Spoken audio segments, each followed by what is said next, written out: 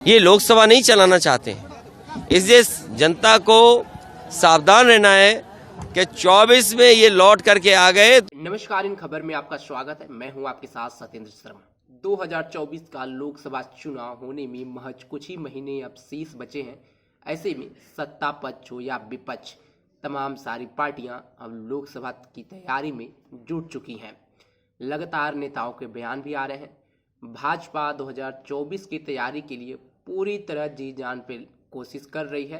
राम मंदिर का मुद्दा हो या अन्य मुद्दे, इसको लेकर के भाजपा अब पूरी तरह से चुनावी मैदान में लेकर के उतर रही है।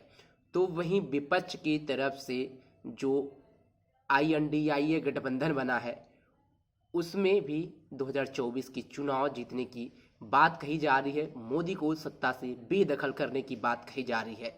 लेकिन INDIA गठबंधन में प्रधानमंत्री चेहरे और सीट बंटवारों को लेकर के पेच फंसा हुआ है। अब इस पूरे मामले पर अखिलेश यादव का भी बयान सामने आया है। उन्होंने 2024 के लिए अभी से वोटरों को सतर्क कर दिया है। अखिलेश यादव ने मीडिया से बातचीत करते हुए कहा कि अगर 2024 में मोदी फिर से सत्ता में वापस आते हैं तो वोट का अधिकार खत्म कर दिया जाएगा। आप भी सुनिए अखिलेश यादव क्या कुछ कह रहे हैं। ये 24 का चुनाव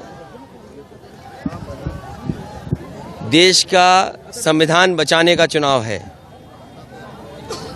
ये वही भारतीय जनता पार्टी है जिसने नई लोकसभा बनाई, और लोकसभा के परंपरा देखिए आप कि सबसे ज़्यादा सांसदों को निकाल दिया, और जिन सवालों का जवाब देना चाहिए था उन सवालों के जवाब से बचने के लिए लोकसभा से सांसदों को निकाल दिया गया। और जो सबसे सिक्योरिटी जोन है, सबसे महत्वपूर्ण इलाका, सरकार ने दावा किया था कि सबसे सिक्योरिटी बंदोबस्त अच्छा होगा, उसमें आखिरकार भारतीय जनता पार्टी के सांसद के ही पास से वो नौजवान लोकसभा में आ गए। ये लोकसभा नहीं चलाना चाहते हैं, इसलिए जनता को सावधान रहना है कि 24 में ये लौट करके आ गए तो वोट देने का अधिकार भी छीन लेंगे।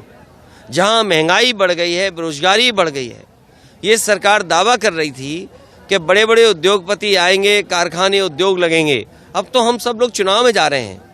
कोई उद्योग लगा हो तो बताएं, कोई कारखाना लगा हो तो बताएं। और जिनका सुना आपने, आपको बता दें कि सीधे अखिलेश यादव वोटरों से संदेश दे रहे हैं कि अगर प्रधानमंत्री मोदी तीसरी बार सत्ता में आते हैं तो इस बार वोटिंग का अधिकार पूरी तरह खत्म कर देंगे। ये पहली बार नहीं है जब विपक्ष का कोई नेता इस तरह का बयान दे रहा है।